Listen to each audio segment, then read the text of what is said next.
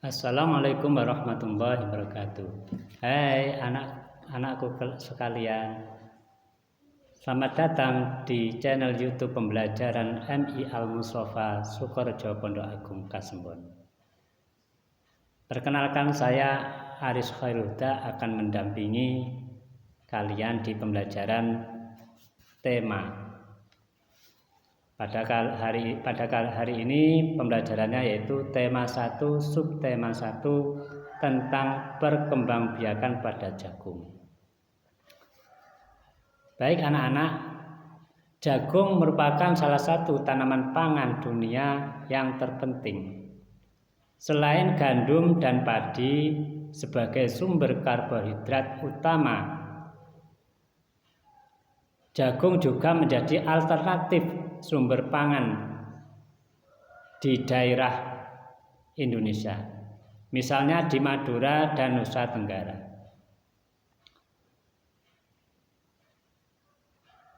Selain sebagai sumber karbohidrat, jagung juga ditanam sebagai pakan ternak, hijauan maupun tongkolnya. Diambil minyaknya dari bulir, dibuat tepung dari bulir, dikenal dengan istilah tepung jagung atau maizena. Dan bahan baku industri dari tepung bulir dan tepung tongkolnya. Tongkol jagung kaya akan pentosa yang dipakai sebagai bahan baku pembuatan furtural. Jagung yang telah direkayasa genetika juga sekarang ditanam sebagai penghasil bahan farmasi. Farmasi itu adalah obat-obatan, berarti untuk obat, untuk bahan obat bagi kita. Jagung merupakan tanaman semusim, maksudnya satu musim.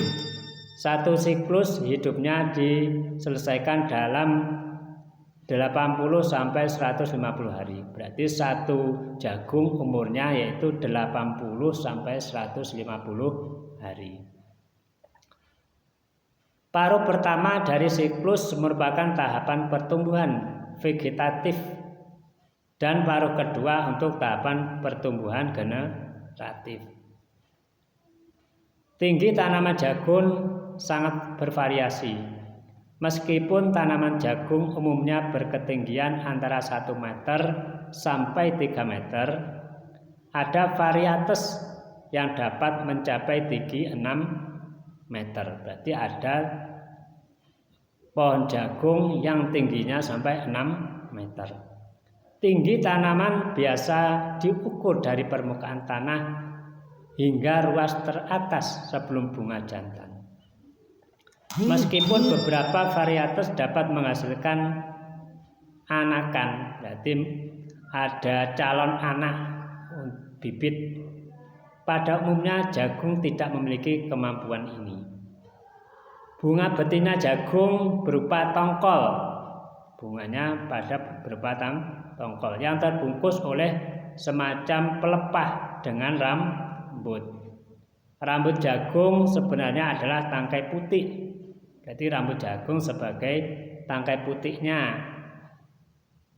Jagung termasuk tanaman yang bijinya berkeping tunggal atau monokotil. Jagung tergolong berakar serabut yang dapat mencapai kedalaman 8 meter. Meskipun sebagian besar berada pada kisaran 2 meter. Pada tanaman yang sudah cukup dewasa, muncul akar adventif dari buku-buku batang bagian bawah yang membantu menjaga tegaknya tanaman. Maksudnya buku-buku batang ini adalah rosnya pada pohon jagung. Batang jagung tegak dan mudah terlihat. Sebagaimana sorghum dan tebu. Sorghum itu gandum, tetapi tidak seperti padi atau gandum. Terdapat mutan yang batangnya tidak tumbuh pesat, sehingga tanaman berbentuk roset, batang berluas terbungkus pelepah daun yang muncul dari buku. Batang jagung cukup kokoh tetapi tidak mengandung lignin. Lignin itu adalah keras, tidak menimbulkan batangnya tidak mengeras seperti kayu.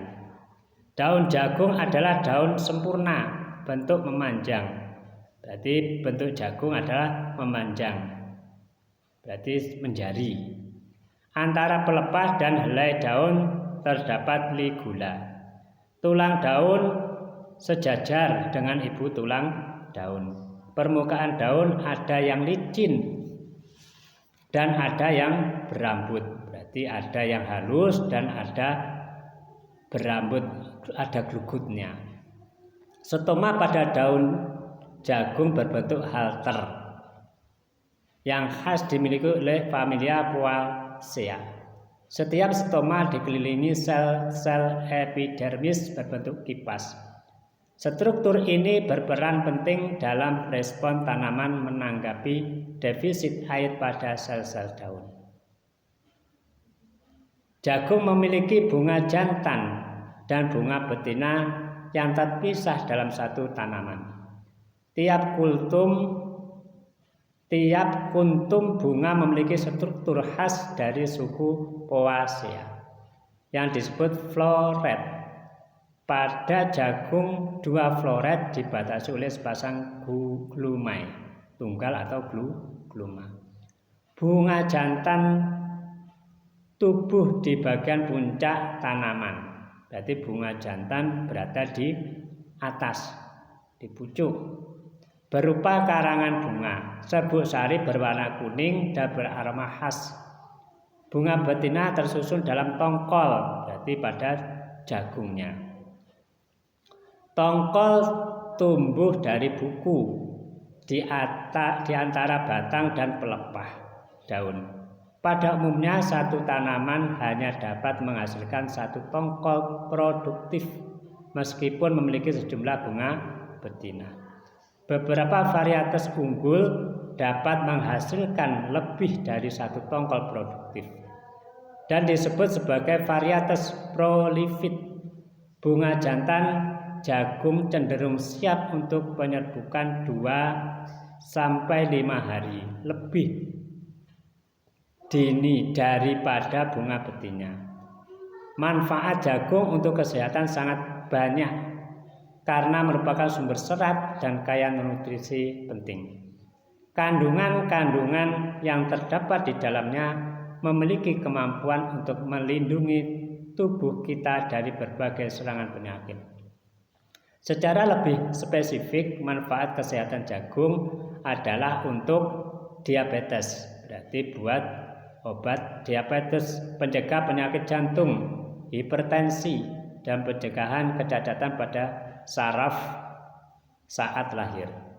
Jagung merupakan salah satu sereal paling populer di dunia dan menjadi makanan pokok di banyak negara termasuk Amerika.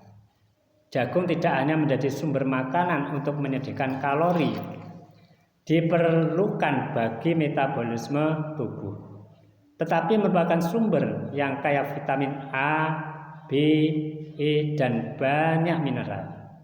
Kandungan serat yang tinggi berperan dalam pencegahan penyakit yang menyerang pencernaan seperti sembelit dan wasir serta kanker kolorektal.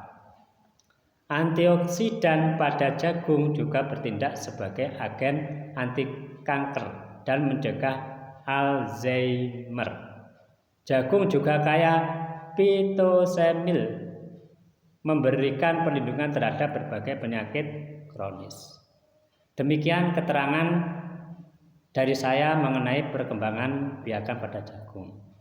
Mungkin anak-anak ada yang kurang paham, bisa ditanyakan lewat WA saya.